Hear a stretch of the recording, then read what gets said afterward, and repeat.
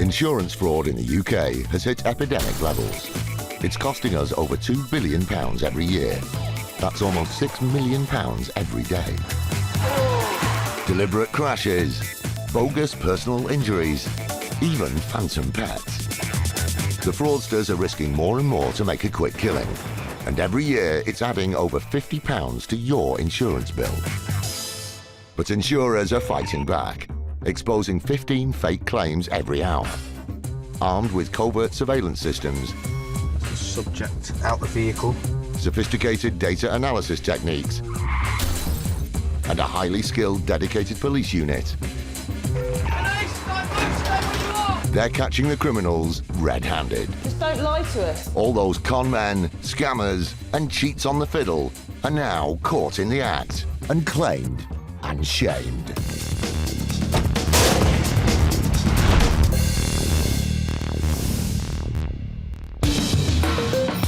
Coming up, a fraudulent cyclist takes his claim up a gear. All in all, we estimated that he would be seeking around £3 million in damages. Stop, look and listen. This woman certainly didn't. Suddenly a large object has struck you, you've fallen down. You see your life flashing before your eyes. And the police's Insurance Fraud Enforcement Department is out to catch some bad guys. Still get quite a buzz when you're sort of knocking on somebody's door and talking out the baddies.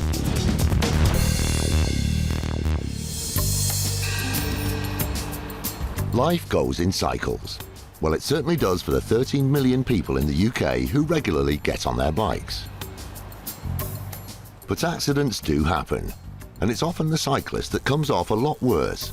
And in August 2008, Majid Khan was no exception. Mr. Khan was cycling to work actually early one morning, and a vehicle which was insured by ourselves actually had a collision with him, and Mr. Khan was actually very seriously injured. He had fractures of various vertebrae, multiple rib fractures and lacerations to his liver. He also had a brain hemorrhage and skull fractures. He was in hospital for around a month. Insurance payouts on serious cycling accidents like this can be massive. And there was no doubt that Majid Khan would need financial help. An accident like this, for us, it's more about how long it takes to recover and how full the recovery actually is. Although Majid Khan had been severely injured in the accident, 9 months later he made what was thought to be a full recovery and even returned back to work. Everything was proceeding pretty normally as a claim. We were investigating it, we were working with his lawyers. We offered Majid Khan £75,000 in damages, and that offer was initially rejected. With a cash offer refused and what appeared to be a full recovery, the insurers and solicitors thought Mr. Khan had simply got back on his bike and got on with life. But 6 months later, that all changed when Majid Khan's father-in-law got in touch. He seemed to have a complete relapse. He could only recognise his wife. He was struggling with day-to-day activities. He was unable to walk down the road unaided. We were told that Mr. Khan wasn't allowed out of the house on his own because his family feared that he would just wander aimlessly. He had no sense of danger, and so he wouldn't have been able to cross roads safely. We were also told that he had no concept of money, so he wouldn't be able to go to the shop and purchase an item. He wouldn't be able to check the change. He'd forgotten how to do basic tasks like using a mobile telephone. What they were alleging was that he was so severely disabled by these injuries that he would need 24-hour care and supervision, and they were alleging that would go on for the rest of his life. Around-the-clock care would cost millions, £3 million to be exact. That's how much Mr. Khan's family claimed they needed to look after him. But it just didn't add up. We knew that this was a man who had returned to work, and all of a sudden we were being told that he couldn't work and would never work, and that he was severely disabled. With suspicions high, the insurance company decided to employ its best tactic in suspected fraudulent claims: surveillance footage. Sometimes with surveillance, you don't believe that the person you're seeing is the claimant in this action. The footage was shocking, to say the least. You can sum up the CCTV footage very easily. It's everything that he claimed he couldn't do, the CCTV showed us that he could do. The medical experts have been told that Majid Khan didn't smoke.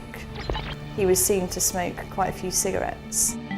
They were told that he wasn't permitted out of the house on his own, yet we saw him out apparently running errands and in some cases looking after small children. That he wouldn't be capable of shopping for himself and that he had no concept of money, yet we see him going into the local shop. That he had forgotten how to do basic tasks such as using a mobile telephone, yet he's seen having quite a long conversation with somebody on a phone. They've been told that he couldn't communicate with anybody, and again he's seen out conversing and laughing with others. The Majid Khan on the surveillance footage was so unrecognisable from the one described on the insurance claim that even the solicitors had to double-check. We sent it to the expert who had examined Majid Khan on our behalf during the claim, and it was only once he confirmed that he recognised the man in the footage as the claimant that we were then able to think about disclosing it. To add insult to injury, the investigation also uncovered pay slips which showed Majid Khan was in full-time employment. We looked at some of his pay slips and he was working full-time. In fact, he was working overtime. He'd been peddling so many lies, the case was taken to court. The judge said that it had been a relatively sophisticated fraud, that it was a grotesque exaggeration, and that everything Majid Khan had done had been a pack of lies. Majid Khan and his father-in-law were both banged up for 9 months. We now have a family who has been split up because of their own greed. The grandfather is in prison, the father is in prison, and the mother is now at home trying to cope with a young child on her own. Unlike some unscrupulous fraudsters, Mr. Khan had genuinely suffered life-threatening injuries and was eventually paid £75,000 compensation. Mr. Khan absolutely was injured, and we paid the amount of money which we believe covered him for those injuries. The whole issue here is that he took a case where he was injured and then tried to make millions of pounds out of it. From an original offer of £75,000 for his cycling accident, Majid Khan had pumped up his claim to £3 million. But he was left deflated when he received 9 months behind bars. Once that lie had been struck, he stuck with that lie. Unfortunately, Mr. Khan is now in jail and will have 9 months to contemplate that issue. Majid Khan won't now receive the proper compensation to which he was entitled because nobody knows what the effects of the accident truly were on his life.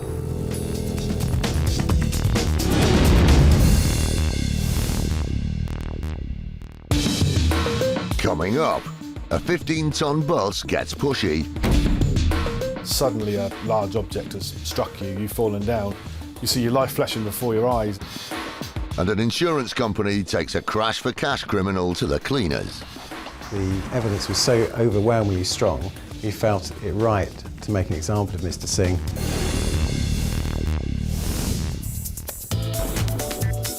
The Insurance Fraud Enforcement Department, or IFED for short, is an insurance scammer's worst nightmare. There is a dedicated 40-strong unit that work 24/7 hunting down insurance fraudsters. The team was set up over 2 years ago to crack down on insurance crime in the UK. Is there anything here that shouldn't be here that we're going to find? In that time, it's made over 450 arrests and seen around 200 prosecutions. If it's a fraud, it's in insurance, then it may well come to IFED's attention and IFED will take the necessary action. Police officers, can you come to the door, please? Unscrupulous fraudsters will stop at nothing in their lust for cash. And with street crime on the increase, why would anyone question a woman who appears to be the unlucky victim of a series of muggings? Mugging can be a terrifying experience, especially for someone who's a vulnerable victim like a young lady. it can have a traumatic effect on the person that suffered it. In February 2012, Anita Debnath claimed she was mugged in Trafalgar Square. With over 15 million visitors to the capital every year, it was an unlucky but not necessarily unusual crime to be a victim of, and she immediately reported it to the police. She's lost various items, all high value, all top of the range smartphones, top of the range designer bags, top of the range purses. A month later, she was mugged again on a trip to Leeds.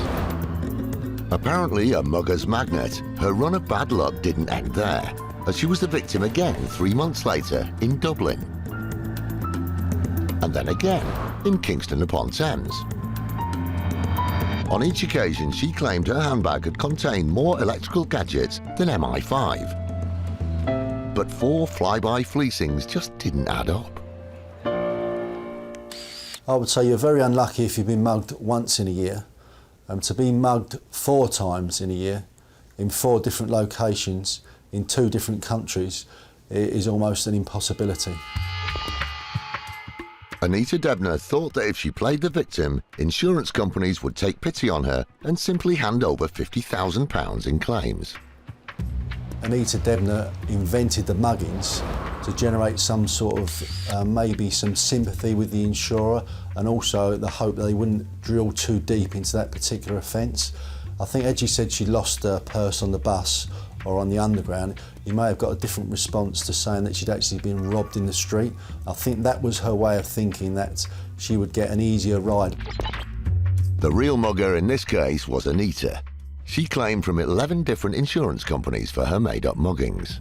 She obviously felt that she would get the cheque sent through to her at the relevant time once the claim had been settled. Unfortunately for her, she was wrong because the insurers were sharing information. Her pattern of offending emerged, and it was that sheer volume that brought it to the attention of the insurers. And by reporting the fake crimes to help bolster her claims, Anita Debnath had also robbed the police of their time. I'd take a particularly dim view of the way Anita Debnath's operated.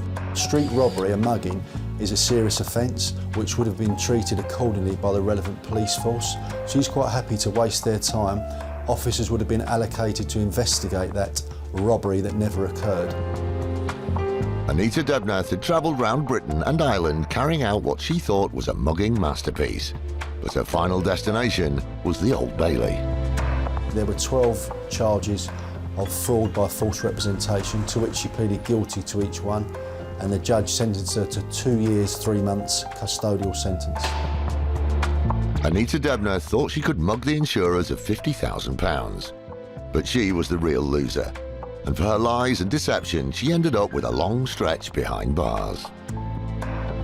I'm pleased with this particular sentence because I believe it sends out a message that insurance fraud isn't a victimless crime, and it also isn't a crime without consequence.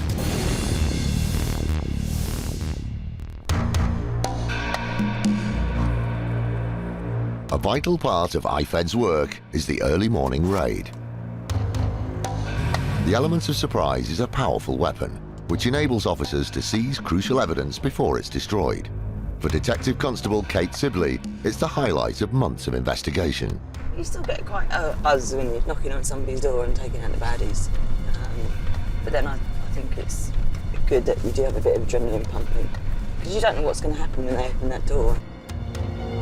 This morning, Kate is on a double raid.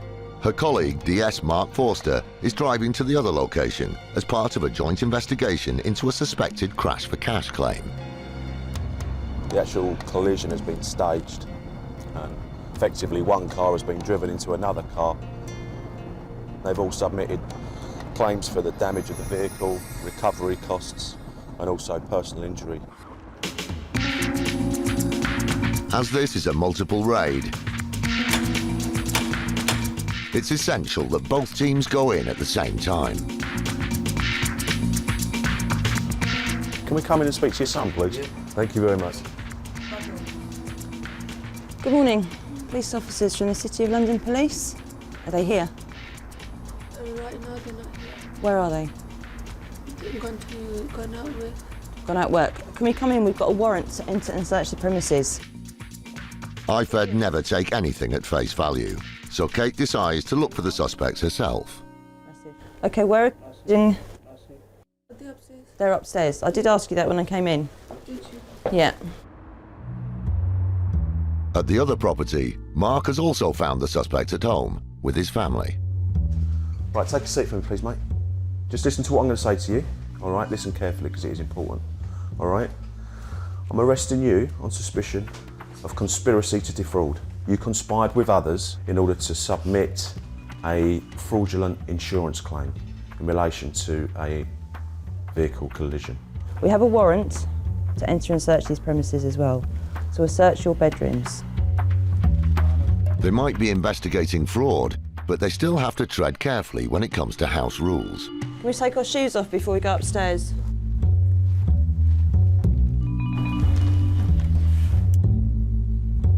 Upstairs, Kate's looking for any computer equipment that may have been used in the alleged fraud. I'm seizing a laptop that I found and a mobile phone so far, but I've still got a list to do. The phones will be downloaded to get a list of all the phone numbers and calls. We'll get a list of all the calls that have been made to see if we can link them up to the other suspects that have been arrested. And with the computer, that'll be downloaded, so hopefully there'll be documentation or emails on there in relation to the claims that have been made. At the other location, Mark also needs to seize any electrical devices. You got a mobile phone? Yeah, yeah. Where's that in your room? In my pocket, yeah. You got it there? Yeah, yeah. Whilst the phones are important, IFED is also looking for any paperwork that may show any fraudulent activity. We found some documentation in relation to another accident claim already. It's not an accident that we're aware of at the moment. We need to clarify exactly who's involved in that claim and the nature of it, but we can obviously do check with insurance companies to find out a little bit more about them. There appears like there's at least 2 more here in this bedroom. I found details of a further claim, may well be legitimate, but it's something we need to look into. It's certainly stuff that we're interested in at the moment. We'll take it away. It's essential that nothing is touched by the family as IFED conducts its search. Excuse me, can I just ask you to leave that there for me, please? Yeah, please. You can stand and watch me. I'm not going to. But I just don't want you sort of interfering with things before I've had a look at them.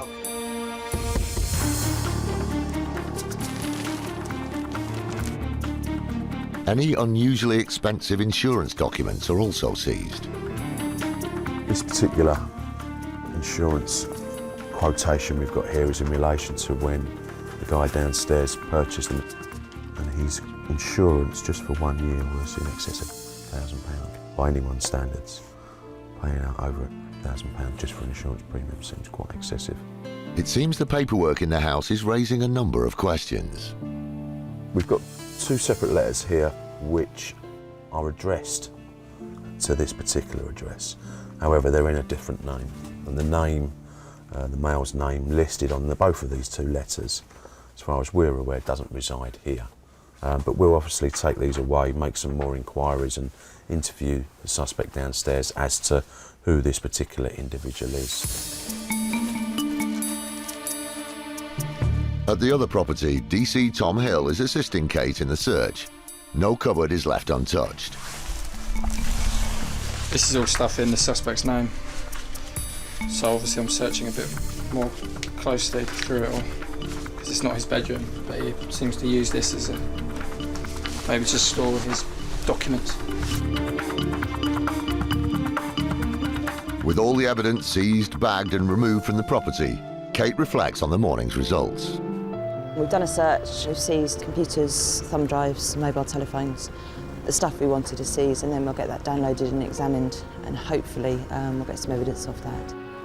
And now they've been arrested, they're going back to the police station where we'll interview them, and they'll probably be bailed later on today. At the second location, Mark and his team have also called it a day. Yeah, it's been a success. We've got the 4 prisoners that we've come out to get, all been arrested, all now in custody.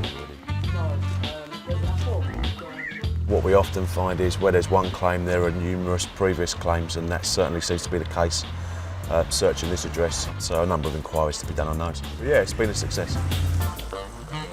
The case is still under investigation.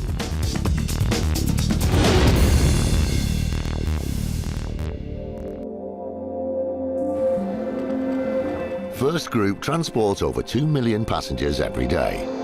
Each double-decker weighs in at a whopping 15 tons of steel. Not something you really want to have a run-in with. But if you are bashed by a bus, your case may well end up on Lee Ingram's desk. The lady alleged that she was walking along the path. She's looked to the left, looked to the right. There's nothing coming, so she's decided to cross the road. As she decided to cross the road, a bus has come out of nowhere, struck her. According to her, she was thrown to the pavement very hard. Her bag and her contents hit the floor and spilled everywhere. Even though the bus was travelling at low speed, the impact shocked the passengers on board.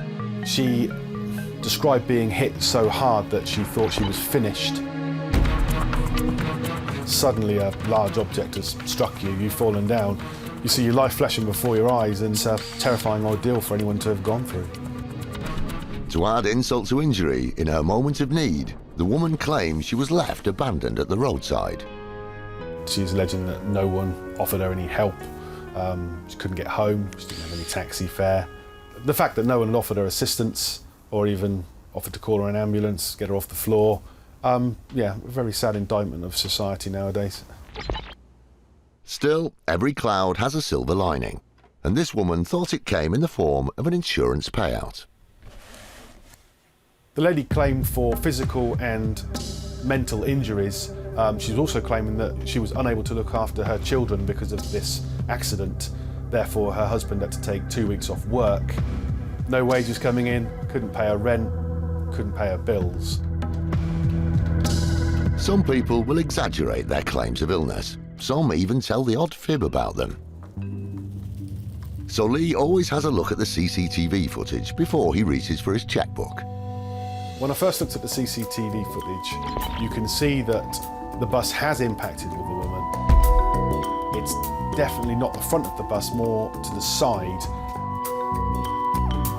The average bus has twice as many eyes as a spider, so Lee sets about looking at all 16 cameras to find out just how badly knocked the woman was.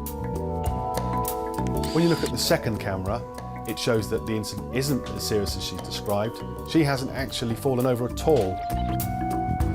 It was her handbag that's actually hit the floor. Hold on, let's have a look at that again. She has amazingly been hit by a bus and stayed on her feet. The woman thought she was on a ticket to ride, but the only part of her that was left sprawled on the floor was her handbag. And was she really left stranded by the side of the road?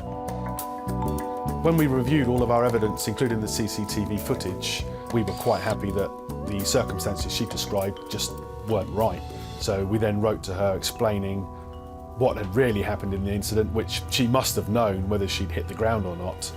We subsequently said we were not going to be paying her claim, and she has now gone away.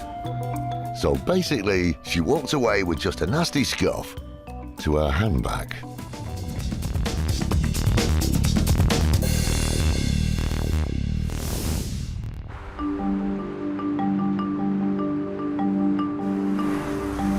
With insurance fraud reaching critically high levels, the Insurance Fraud Bureau was created 8 years ago to clamp down on organised insurance fraud and protect innocent customers.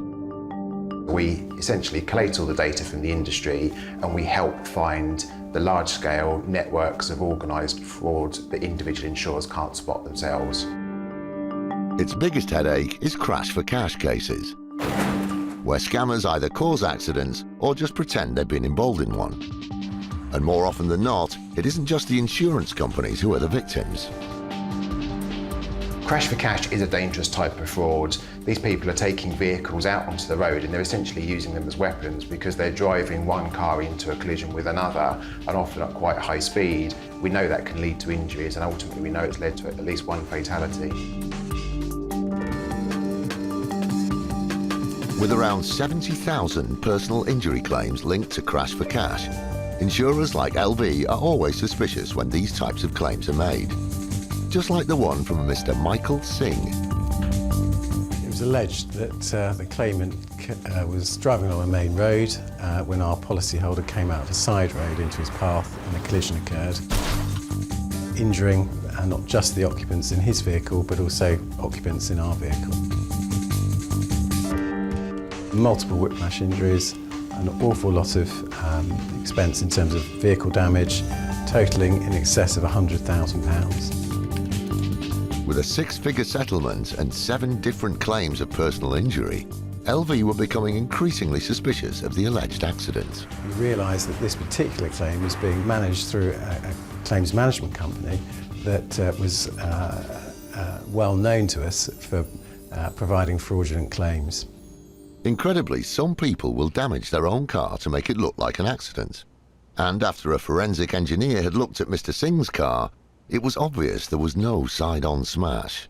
What it was consistent was to a raking impact, potentially down the side of a wall, which alerted our suspicions to the fact that this car could easily have been deliberately damaged to portray having been involved in an accident. There was also no police report, and the insurance policy had been taken out just days before the smash, so LV decided they weren't going to pay out. However, he didn't let it lie and decided to pursue the claim further, and with the help of his lawyers issued proceedings against our customer for his injuries and the damage to his vehicle.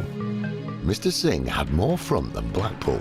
Not happy that his fraudulent claim had been turned down, he decided to take LV to court for the money. With such strong evidence in the insurer's favour, the case was thrown out. But LV didn't want to leave it there. On this occasion, the evidence was so overwhelmingly strong, we felt it right to make an example of Mr. Singh, not just to him and his relatives and those involved in the accident management company, but also to the wider population. So we decided to bring our own proceedings through the civil courts to prosecute Mr. Singh for contempt. He was given a custodial sentence of 8 months. Mr. Singh spent 8 months in prison for lying about his scamming in court. Cases like these are crucial in the clampdown on crash for cash, which is financially crippling the industry. The industry estimate that crash for cash scams in total cost about £400 million a year, and that cost is ultimately passed on to all of us, you and I, who pay insurance premiums.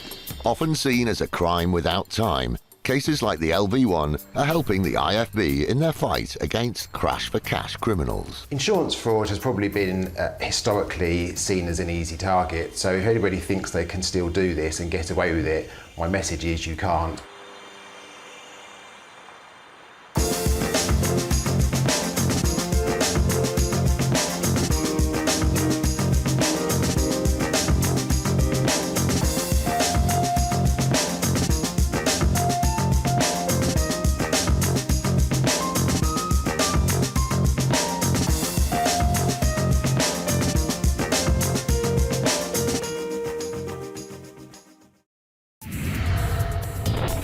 Insurance fraud in the UK has hit epidemic levels. It's costing us over £2 billion every year. That's almost £6 million every day. Deliberate crashes, bogus personal injuries, even phantom pets. The fraudsters are risking more and more to make a quick killing, and every year it's adding over £50 to your insurance bill. But insurers are fighting back, exposing 15 fake claims every hour. Armed with covert surveillance systems, that's the subject out the vehicle, sophisticated data analysis techniques, and a highly skilled, dedicated police unit. Police, don't move, stay where you are! They're catching the criminals red-handed. Just don't lie to us. All those con men, scammers, and cheats on the fiddle are now caught in the act and claimed and shamed.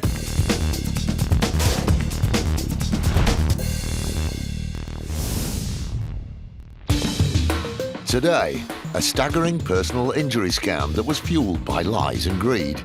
Her claim had risen to approximately £740,000. An IFED raid develops into a drug bust. It's something that I've not seen before in 9 years of policing. And the extraordinary lengths that a mother of 3 went to in order to cash in. She forged the signature of the doctor and also made a stamp from the surgery to authenticate the policy. It's a simple fact of life that accidents do happen. But thanks to insurance policies, in many cases we are entitled to compensation for these unforeseen mishaps. Local councils see more than their fair share of personal injury claims. But Haringey Council know better than most that when it comes to compensation, some people are never satisfied. In 2008, they received a complaint from local resident Barbara Farai. Mrs. Farai claimed that she fell over while she was walking with her granddaughter. She claimed that she tripped and she fell and she hurt her knee. And she said she'd tripped and fallen on a broken paving stone. With the level of wear and tear that road and pavements are subjected to, incidents like this are inevitable. So Haringey Council began their usual procedure for such a claim and launched an inquiry. Homes for Haringey didn't dispute the fact that she had fallen, that she had suffered injuries, and the council, when it investigated that claim, found that it had been negligent in maintaining that section of pavement. So, we have a genuine claim for a fall that actually happened, and the council had admitted negligence. Sounds like a textbook case for compensation. What could possibly go wrong? Her initial claim was for damage to her knee. The council made an offer which was approximately £7,500 on the basis that Homes for Haringey's assessment of the injuries were that it would have resolved itself within a 3 to 6 month timescale. £7,500 for an injured knee seems fair enough. But Barbara Farai didn't agree and decided to take matters into her own hands. She submitted her own medical expert opinion to say that she was severely incapacitated by the fall and the injuries were likely to be ongoing and severe. We sent Mrs. Farai to our own medical experts who agreed that her injuries were substantial and likely to be continuing beyond the initial 3 to 6 months original prognosis. In light of the revised assessment of her injuries, Barbara Farai submitted a new claim for compensation. Although it's fair to say that the amount she was asking for isn't quite what the council were expecting. Mrs. Farai claimed that her quality of life had altered so substantially that her claim had risen to approximately £740,000. For those of you who aren't mathematically minded, that's almost 100 times the figure that Barbara Farai was originally offered. But how did she get to such an inflated amount? She claimed her husband had to give up his work to care for her 24 hours a day. She claimed for additional care support beyond her family. It was for out-of-pocket expenses for taxis, for additional expenses as a result of not being able to live her life normally as she claimed to have done before. The level of care and assistance that Barbara Farai was claiming for was so extensive that Haringey Council began to have serious doubts about the legitimacy of her claim, so they decided to investigate further. We made a decision to put Mrs. Farai under surveillance to see if what she was claiming was actually true in her day-to-day life. It was felt that Mrs. Farai thought that she was being followed and resorted to using crutches and getting support from her family members. However, when she felt like that she wasn't being followed, the crutches were dispensed with and she was able to walk normally, including carrying heavy bags of shopping up and down the hill, entering the house without difficulty. So the surveillance activity in this case we felt was, not only was it justified, it supported the Homes for Haringey's case against Mrs. Farai. With the video evidence clearly showing that Barbara Farai's claims were untrue, her case for compensation was falling down. And as Haringey Council's investigations continued, they discovered the severity of her injuries weren't the only thing that Mrs. Farai had been less than truthful about. Mrs. Farai's original statement made no mention of the fact that she had an existing condition of arthritis which affected her knee. Both her own medical expert and Homes for Haringey's insurer's medical expert agreed that they had both been misled by Mrs. Farai and revised their statements accordingly.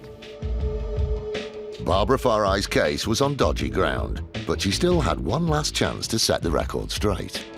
We presented the video surveillance to Mrs. Farai and her solicitor and invited her to revise her assessment of the £740,000 claim. Mrs. Farai declined that, and so the case went to court. So, from an original offer of £7,500 for a legitimate claim, Barbara Farai's greed and fraudulent actions landed her in front of the judge in the High Court. The judge made an assessment that her injuries were unlikely to continue beyond 3 months, and in his opinion, the claim should have amounted to no more than £1,500. As opposed to the £740,000 that she eventually claimed. In fact, the judge was of the opinion that she wasn't entitled to claim anything. But unfortunately for Mrs. Farai, that was just the beginning. After the judge had said that Mrs. Farai had lied to the court and to him, Mrs. Farai and her husband were found guilty of contempt of court. Mrs. Farai received a 3-month custodial prison sentence. The judge awarded costs to be paid by Mrs. Farai to Homes for Haringey of £100,000. It's hard to believe, but what had begun as a genuine case for compensation had spiralled into a landmark legal case that sent a clear warning to anyone tempted to exaggerate a personal injury claim. We're not an easy target. We will investigate any and all cases that we think are made fraudulently, and we will always seek the heaviest penalty.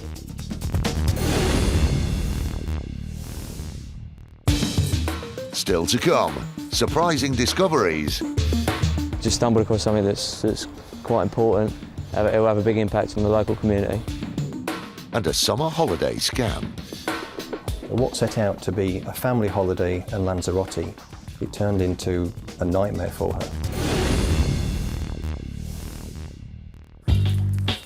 Owning a pet can be an expensive business. The good news is that a pet insurance premium can cover unforeseen vet bills and even pay out in the event that your furry friend is lost or passes away.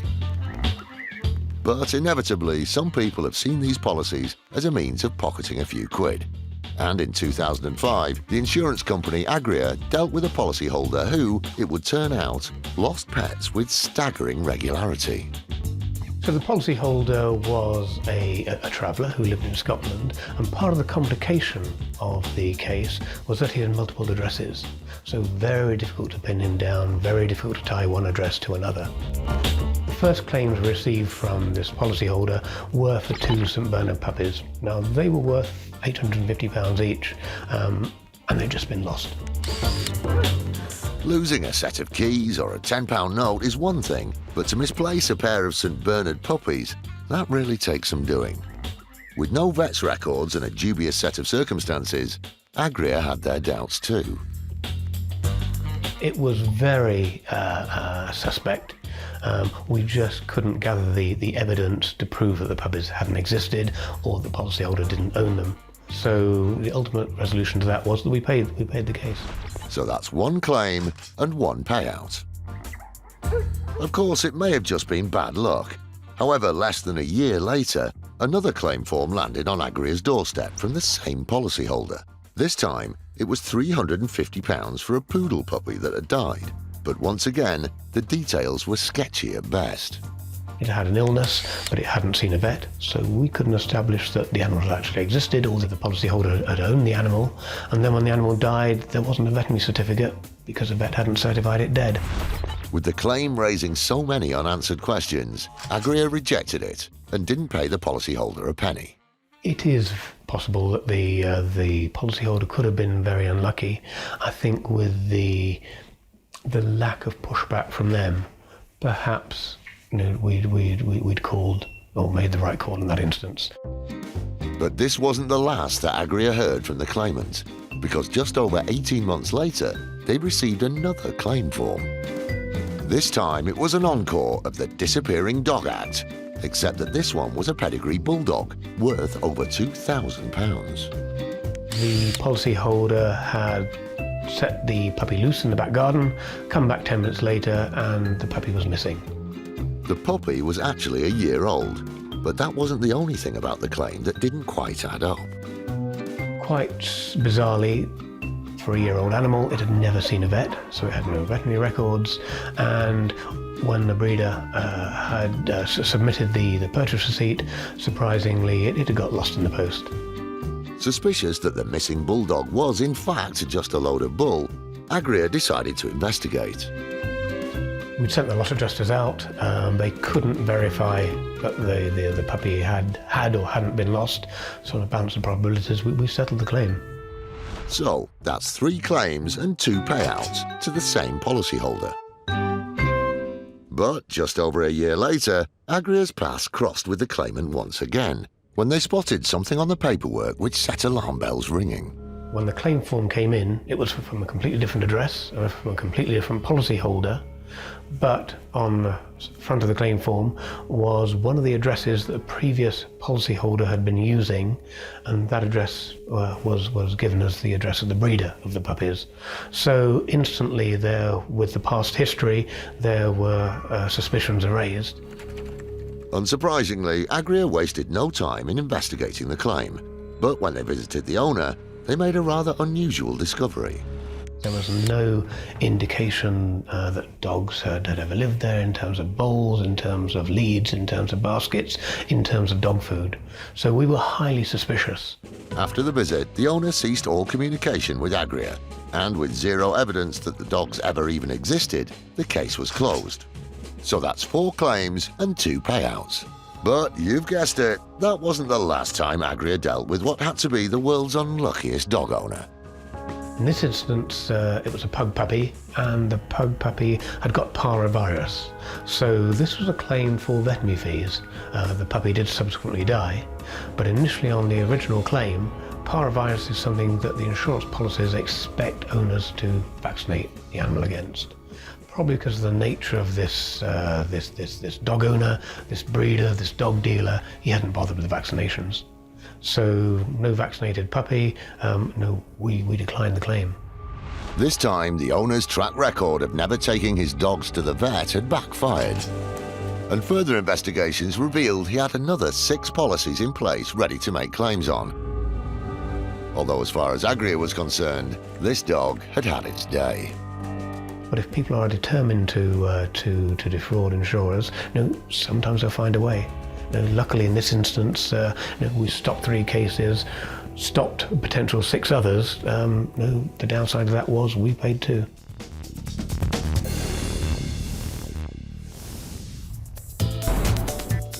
In January 2012, the police joined the fight against insurance fraud by forming an elite squad known as IFED, the Insurance Fraud Enforcement Department. I would say to anyone who's considering committing insurance fraud that now this is no longer a crime without consequence that it may have been in the past. There is a dedicated 40-strong unit known as IFED that work 24/7 hunting down insurance fraudsters. They've made over 450 arrests and have saved millions of pounds in fraudulent insurance claims, money which ultimately goes back in our pockets. From now on, fraudsters need to watch their backs. So if you're thinking about it, I suggest think again. There's every chance you'll get an IFED detective come knocking on your front door. It's 5:30 a.m. and a team of IFED officers are on their way to give another suspected fraudster one of their unique wake-up calls. A man Taylor is heading up today's operation. This morning we're going to an address to effect an arrest, hopefully of a male who we need to speak to regarding an insurance claim for the theft of his tools. They've subsequently paid him out £1,000 on the first occasion, and he's gone on to submit a further 3 claims, and they've paid out £1,000 in total. It was the multiple claims on the suspect's contents insurance that led IFED to suspect foul play. What we'll look to do this morning is to go in, arrest our suspect, and then search for any items relating to any offence, particularly fraud. Having arrived at the address, the team prepare to go in.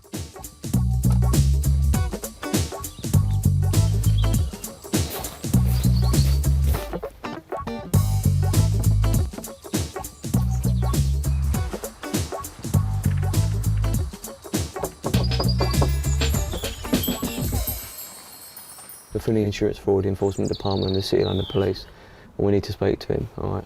The person who's answered the door is claiming the suspect is at work, but IFED officers are a tenacious bunch and have persuaded the person at the door to call the suspect.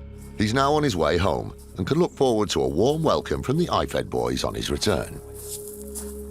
He's at work, he's working night, so we've just phoned him and he's coming back. He'll be back within the hour so that we can hopefully speak to him there.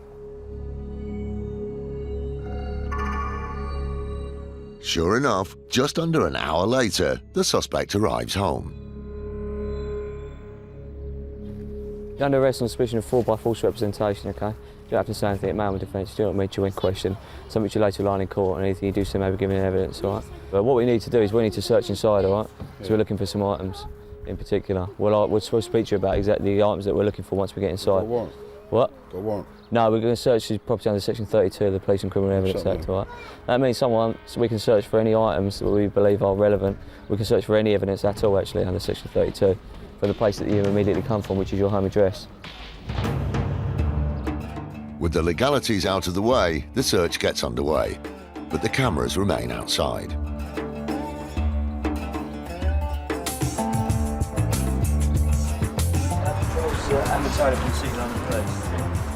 Almost an hour later, a man emerges from the property, having made an interesting discovery. Some receipts there, one for £100, and just some paperwork and his mobile phone. The reason we seize his mobile phone is because we believe that any photographs that have been taken of tools are more than likely going to have been taken on the mobile phone. So what we do is we take that back to the police station, we'll download all the data from it, and then from that we can pick the bones out of it and see what information we want from the data from the phone. But weeding out documents isn't the only success of the day, because the team have also unearthed something that the local police will be very keen to take a look at. One of the DC's gone out to the shed out in the back, there's like a little outbuilding. He heard some whirring from inside, and then our suspect has said that he's growing 50 cannabis plants there. So what we're doing now is I've called the local police force down to assist us with some uniform officers to dismantle it and seize it. What we'll do is we'll probably seize all of the plants and then from that take a specific sample, but it'll be a crime that will be more than likely investigated by police. For a man and IFED, it's an unusual bonus. After all, it isn't every day they arrest a suspected fraudster with green fingers. It's quite a sophisticated setup, so he's obviously taken quite a bit of time to put that together. The door's key-coded to get in, which is totally unique, something that I've not seen before in 9 years of policing. As local police units arrive, the cannabis farm is dismantled and bagged up as evidence. As far as IFED is concerned, though, today was all about bringing a suspected insurance scammer to justice, and a man is happy with the way the raid has gone. I think we've got more than enough to look at going forward. Obviously we won't know until we interviewed him, till he's given an account of what he's got to say. As the last of the cannabis plants are removed, a man reflects on the morning's events. Yeah, it's been a good result all round. Just stumbled across something that's quite important. Although not important to our case, it will have a big impact on the local community.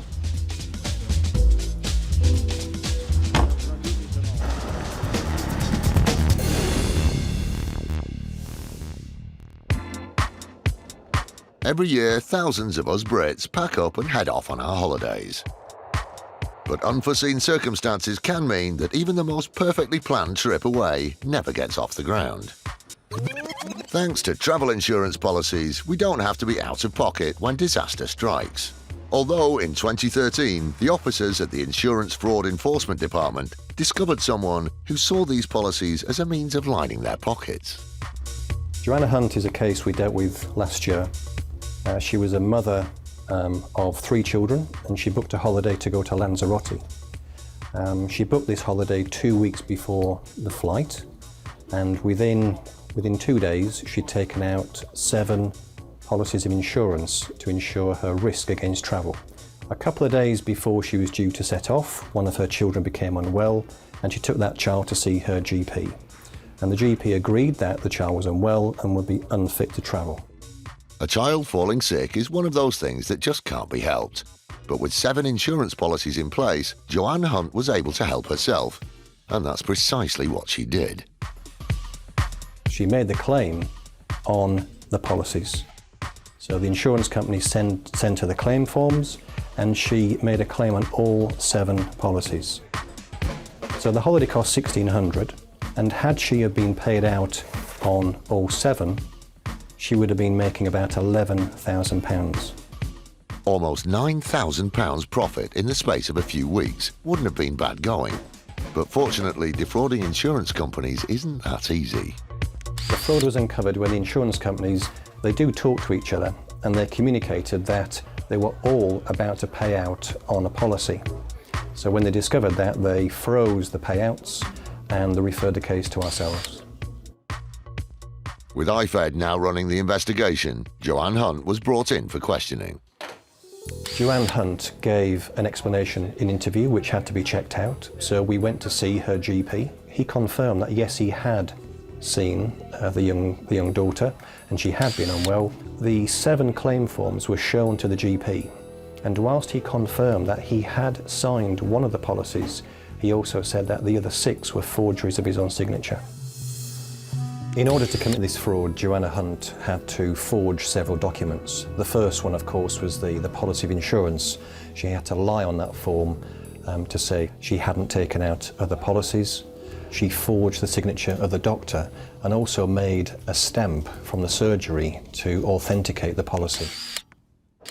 There was never any dispute over the fact that Joanne Hunt's child was unfit to travel. But because she'd lied and forged documents to claim on multiple policies, IFED were now dealing with a clear-cut case of fraud. But of course, Joanne Hunt had what she thought was a fair explanation of her actions. At the time, I don't think she realised how serious this case was, but when she was interviewed in a police station by IFED detectives, she tried to explain that the reason why she took out the 7 policies wasn't in order to commit a fraud. She thought that she'd take out the 7 policies so that when the paperwork arrived, she would then look at the small print and then decide which policy she wanted to continue to take out. The remaining 6, she said she was intending to cancel, but she didn't. And she went on to claim on all 7 policies. Unsurprisingly, IFED didn't buy Joanne's excuses, and so she was charged with 7 counts of fraud by misrepresentation. Well, by the time she got to court, she realised that the court may not have accepted her excuses, and having taken legal advice, she pleaded guilty in court. She was sentenced to a suspended prison sentence, and she also received community service and a fine and costs. Like so many other scammers, Joanne Hunt had been seduced by greed and the prospect of making easy money. But she discovered the hard way that fraud is a crime which doesn't pay. Joanne Hunt was a young mother, 28 years old, mother of 3 children. So what set out to be a family holiday in Lanzarote, it turned into a nightmare for her, and she's lost her good name for life. Having investigated cases like this for the past 2 years, Dom knows full well what the consequences of insurance fraud can be. I think generally the fraudsters who commit these crimes, they do think it is a faceless crime, but in fact every person in the country who has a policy of insurance, whether it be for travel, whether it be household, whether it be health, we are all paying the extra on our policies because of these fraudsters. With £2 billion a year lost through insurance fraud, companies are doing all they can to fight back. But one of the biggest problems they face is that lengthy investigations cost time, money and resources, which could be devoted to legitimate claims. The key to winning this battle is to try and identify fraudulent cases as quickly as possible. And one of the ways insurers are doing this is by using the likes of Sally Griffiths and her team of desktop investigators who are trained to spot dodgy claims over the phone. What we're really listening out for is what they say, but also how they say it. Signs of nervousness, hesitation, any indication at all that the customer is perhaps buying time or being evasive, using like certain techniques that we call parroting, repeating the question back, so that we know that there's something not quite right, they can't answer the question fluidly. But the advantages of these techniques don't end there, because Sally's team have also managed to identify which type of insurance fraudsters think is the easiest target. People believe that it's easier to commit travel insurance fraud without getting caught, and also they believe that it's not going to affect their no claims discount as it would do for a motor or a household claim. And believe it or not, travel insurance fraud can even be affected by the weather. During the summer months, we do have an increase in claims coming through as people are obviously going on holiday. The particular trend that we saw last year involved the nice weather that we had in England, and we found that there was an increase in cancellation claims. So it seemed that people were cancelling their overseas holidays in order to save money on that holiday and then stay at home and enjoy the sunshine here. So for anyone who thinks that conjuring up a bogus claim on their holiday insurance could be a nice little earner, Sally has some words of warning. People think that making a false traveller's insurance claim is going to be really easy. They can just come on the phone and speak to someone and all be done and dusted. The reality is, if they're speaking to a trained investigator, every lie that they say will be picked up on and they'll be caught out.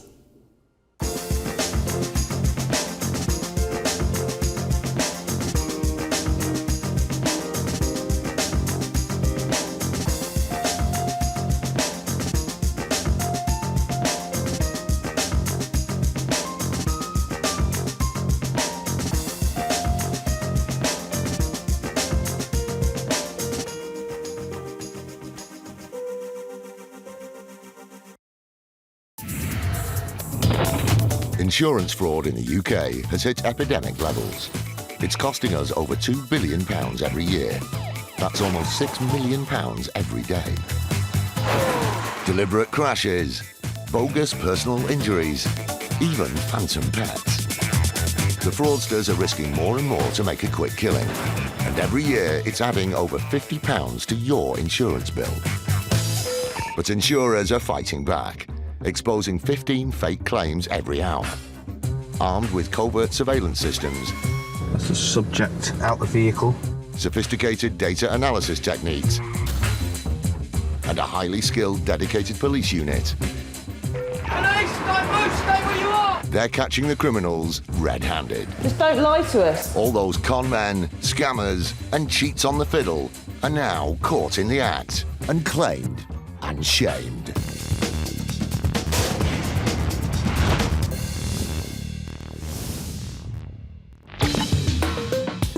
Coming up, a fake insurance company that targets the elderly. I think really you ought to write people rather than no, well, we need to renew this today, and then it'll all come out in writing then, okay? Yes. Undercover filming lands a con man in the sin bin. A further twist was that it was reported that he was suffering from post-traumatic stress syndrome. And IFED carries out a raid on a suspect. You're never sure exactly what you're going to find until you actually go through that door.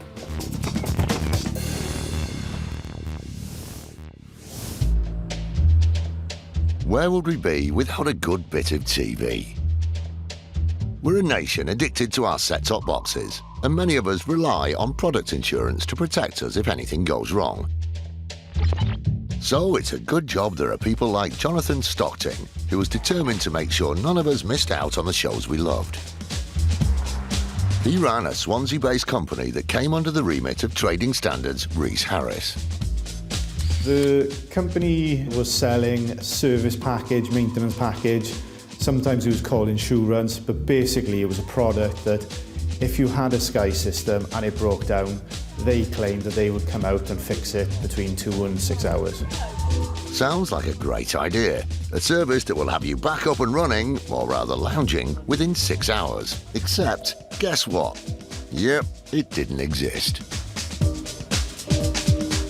The company operated by cold calling consumers, and the only information they had when they would cold call them is the consumer's name, address, and also their telephone number. Despite the fact they had so little information on the customers, their sales patter was pretty convincing. They gave the impression that they were Sky, they were phoning from Sky. But it was a total fabrication. None of the companies that the bogus insurance company pretended to represent had anything to do with the scam. We cover all the Sky in the Wales area. Sky Protect is the English, and it's Sky Direct then, which is the Scottish one. Instead of duping insurance companies with fraudulent claims, Stockton had taken it to the next level by setting up a fake insurance company of his own that preyed on innocent people. The victims were carefully targeted, with fraudsters deliberately calling during the day to catch elderly and vulnerable people at home. Some of the calls were very distressing to us listening, but it was more distressing listening to the consumer reacting to the way that they've been being treated. Now, every year you do renew, it is going to get cheaper. Now, do you remember who took this out? Sorry? This time last year, Yes. my husband was alive, Right. and so he would have done it. Oh, right, okay. Well, yeah, as I said, last year you did pay £99 for the year's cover. You hear these consumers being quite fast in not wanting to give their car details over the phone. However, they would then eventually fold and give their car details over to these sales staff who quite cunningly got it out of them.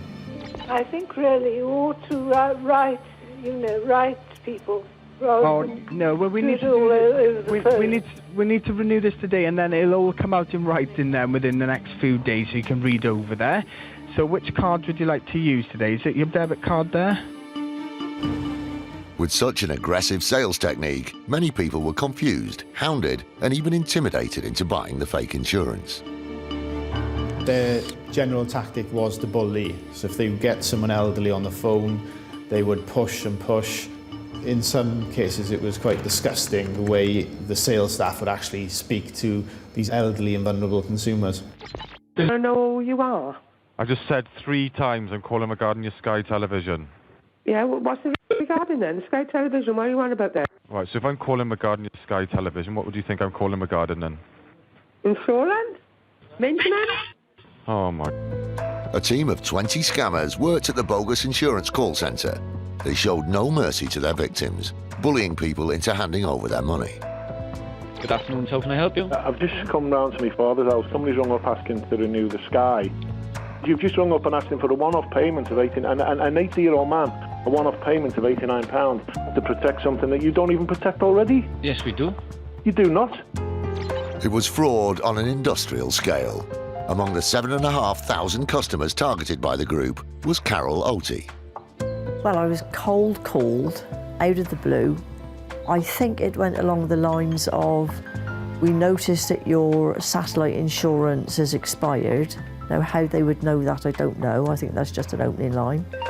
And told me how expensive it would be to call an engineer out without satellite insurance. And I said, yes, OK. And gave them my bank details. The fraudsters persuaded their victims to sign up to a yearly payment of between £70 and £100, with the promise that their satellite box would be covered 24/7. I mean, £80 might not seem like a lot of money to some people, but when you're a pensioner, it is a lot of money. In order to appear genuine, the company sent out paperwork to their victims. It was at this point that Carol realised something was wrong. I went to file the paperwork and realised that I already had perfectly good insurance that hadn't expired. I don't think I've ever felt so embarrassed in my life, really, to think that I could have been taken in. But it really was a horrible feeling in the pit of my stomach that I'd been conned. Sadly, Carol wasn't the only one. In a 2-year period, the callous fake insurance crew netted £500,000. anybody who thinks that conning the elderly into giving away their money is a good way of earning a living should think again. But the net was closing in. Unbeknownst to the scammers, victims had alerted Swansea Trading Standards. They started to investigate and identified the three men behind the company: Paul Delamere, Jordan Dimmett, and the boss, Jonathan Stockting. Evidence of organised criminal fraud mounted as more and more victims came forward, and Swansea Trading Standards decided it was time to pay the call centre a visit. We struggled to get through a locked door. Once we got in through that door, sales staff went and rubbed their name off a board. Some of the staff tried to evade us going down the back stairs. And then when we were there, the fire alarm went off. I went to see the security guard in charge of the building, and he basically told us someone had set a false alarm off on the floor below us. Once in the property, Trading Standards wanted to get to the hub of the fraudulent activity and needed to access the computers kept behind locked doors. It took a locksmith 3 hours to break in.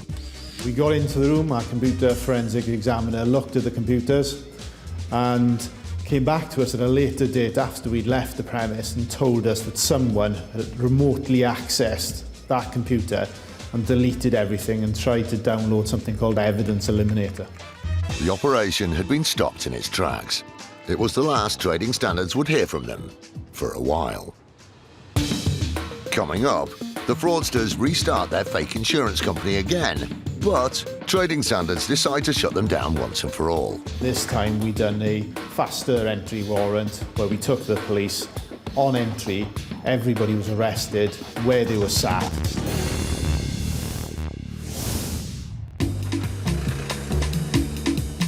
It's thought that as many as 1 in 4 people have suffered a personal injury, a figure that won't come as a surprise to the insurance industry, which is seeing a dramatic increase in these types of claims. More than 1 million of these claims come from workplace accidents, like the one that David Ribchester suffered in February 2006. DCI Dave Wood, who heads up the Insurance Fraud Enforcement Department, worked on the case. Mr. Ribchester reported to his insurance company that he'd suffered an accident at work. He said he was up a set of ladders that collapsed underneath him. And as a result of the fall, he's injured both his wrists when he hit the ground. And as a result of that accident, he suffered life-changing injuries. According to David, the lad had fallen on both of his wrists, which he claimed left him unable to do even the most basic tasks. One was driving a car, 2 was playing his favourite sport, rugby, and lastly, and perhaps most important of all, he couldn't pick up his small daughter. And this was the worst thing for him, so he told us. But David's injuries weren't just physical, as John Beadle from insurers RSA explains. A further twist was that it was reported that he was suffering from post-traumatic stress syndrome as a result of the accident. With such serious physical and emotional damage, David's claim stacked up to a huge sum.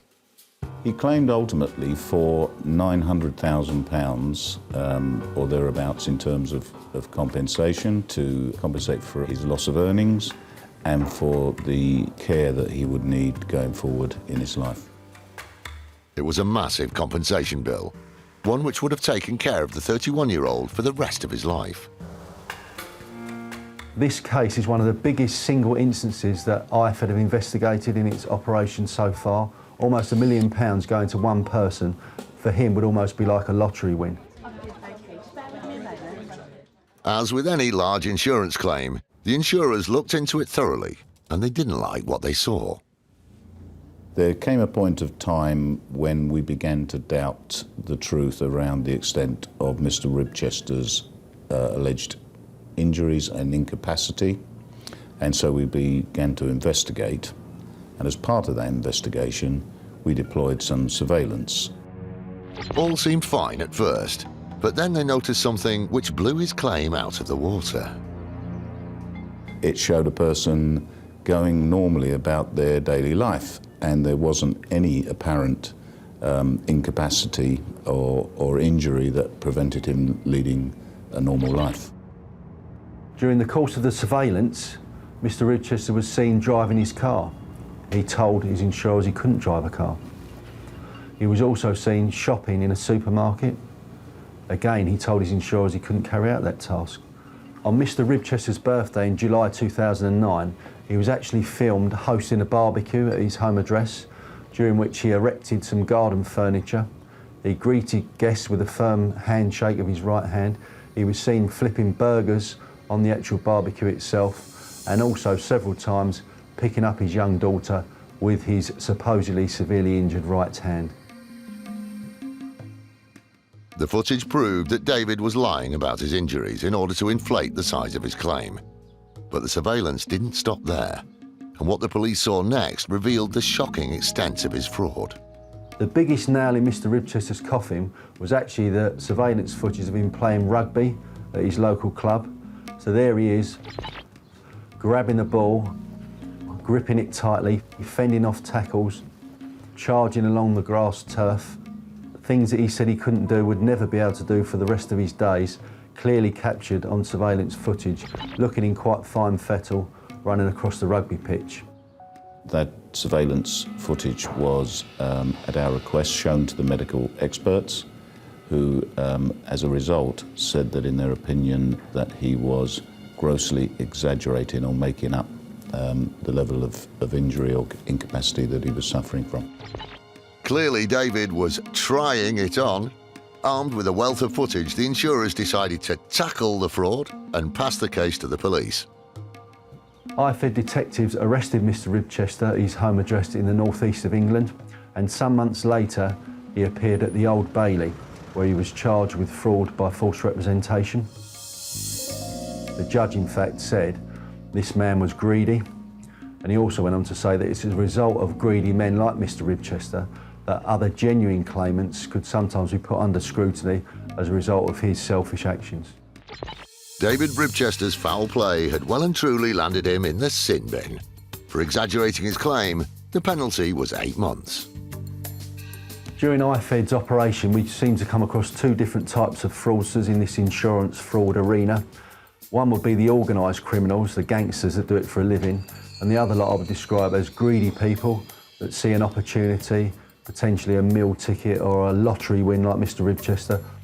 Ironically, if Mr Ribchester had been honest about the extent of his injuries, he would have been legally entitled to about £250,000 compensation. But because he lied, the whole of his claim was thrown out, and he was left with no money, a prison sentence and a criminal record.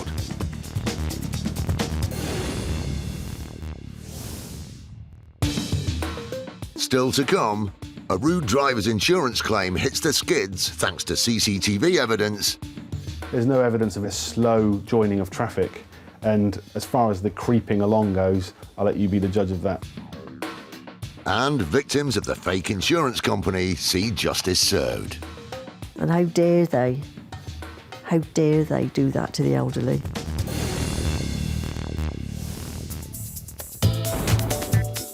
The Insurance Fraud Enforcement Department, or IFED for short, is an insurance scammer's worst nightmare. There is a dedicated 40-strong unit that work 24/7 hunting down insurance fraudsters. The team was set up over 2 years ago to crack down on insurance crime in the UK. Is there anything here that shouldn't be here that we're going to find? In that time, it's made over 450 arrests and seen over 200 prosecutions. If it's a fraud, it's in insurance, then it may well come to IFED's attention, and IFED will take the necessary action. Police officers, can you come to the door, please?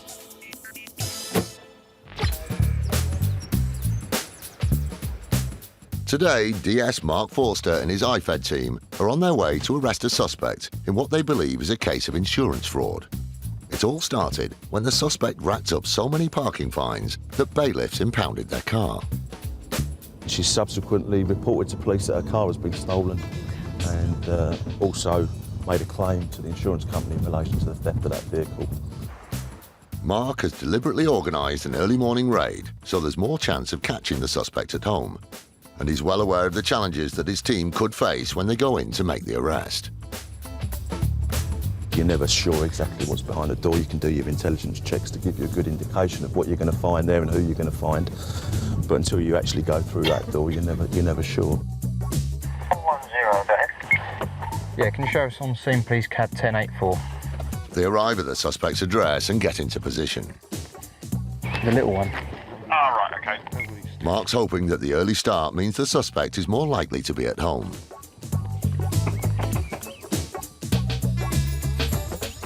Good morning. And they are. Police. I'll just speak to you inside, please. Yeah, thanks. Thank you. Thanks, that fella. Just one of my colleagues coming in as well. The cameras stay outside.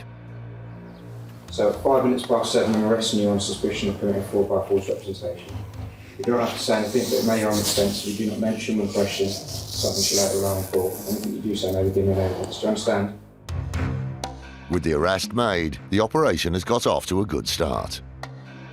I don't think she was expecting us at all. She was quite surprised. My colleague, when he arrested her, she had no idea what it was about. But the arrest is only the beginning. The success of the operation relies on finding evidence of the alleged fraud.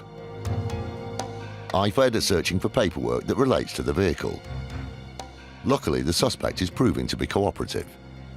We've asked her, it's basically so we don't have to go through the whole house, where she keeps all her documents, correspondence, and she's indicated to us in her bedroom. And that's just where they find potential evidence.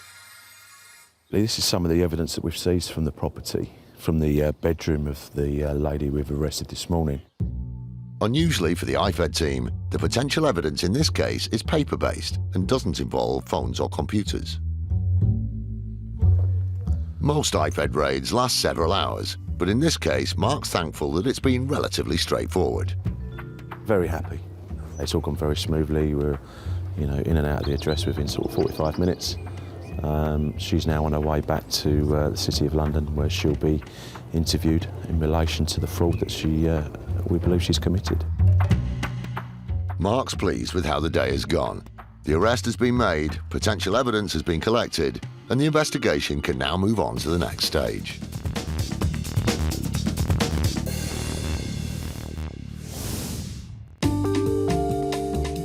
There's nothing more frustrating than coming home from a hard day's work, turning on the TV, and it's broken. But don't worry, if you've got insurance on it, you'll be sorted. Well, not if you're one of the 7,500 people who were cold called and bullied into buying a bogus maintenance package by Jonathan Stockton and his crew, who'd set up a fake insurance company.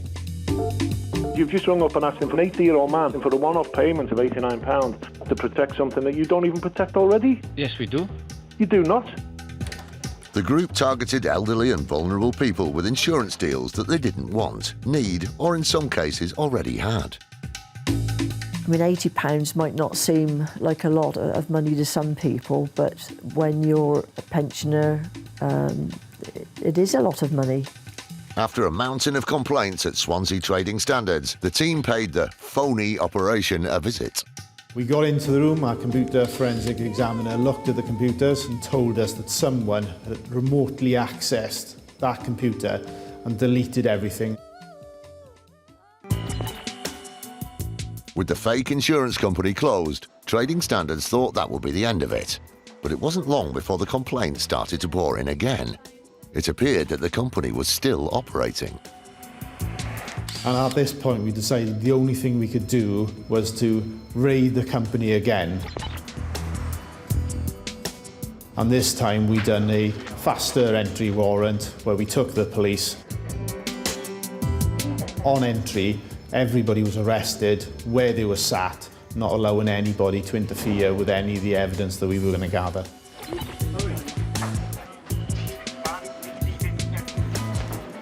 This was the largest operation that Swansea had been a part of. It involved 50 police officers, along with various teams from the council. Despite this, the scammers had shredded all paper evidence. But the key to the crime was their calls. We found call recordings, but those calls certainly helped us a great deal with our investigation. Well, I don't want that. Well, you don't want Sky Protect? No, I don't want Sky Protect. Right, okay. you know, if you need an engineer out for any particular reason at all, Yeah. an engineer will charge you £90 a call-out fee. Right. £100 a dish, and like up to £100 for the box, maybe a bit more for the HD box. Now, with you not having cover, there's nothing we can do about that. What was perhaps more shocking was that this wasn't just a few fraudsters, but a team of around 20, all knowing that every day, every call was conning an elderly person out of money. And you had a big sales floor which was populated by all these staff, and it probably they were looking up to 20 staff at some points in the business, and everybody in that business had to be aware what was going on and was implicit in it, and it was all linked and all very loyal. The audio proved to be the killer piece of evidence that allowed the council to build a case against the scammers. They took Jonathan Stockting and 16 members of his team to court. It was the culmination of a 2-year investigation into a scam that had covered most of Wales and parts of England, dialing in an estimated £500,000. The weight of evidence against them meant that the 3 main players pleaded guilty to a conspiracy to defraud. Jonathan Stockting and Paul Delamere both got sentences of 4 years, and Jordan Dimmant was given 3.5 years. In all, the judge handed down jail terms totaling almost 30 years to 14 people involved in the scam. When they were sentenced, we felt that this was justice for all those consumers who we either had to speak to or listen to, and the way in which they've been treated. It wasn't really how much that we felt, it was justice had been served for them. People like Carol, who was a victim of the fraud. It's like mugging, isn't it? It's mugging over the phone, and you feel just as violated as if they'd hit you on the back of the neck. And how dare they do that to the elderly?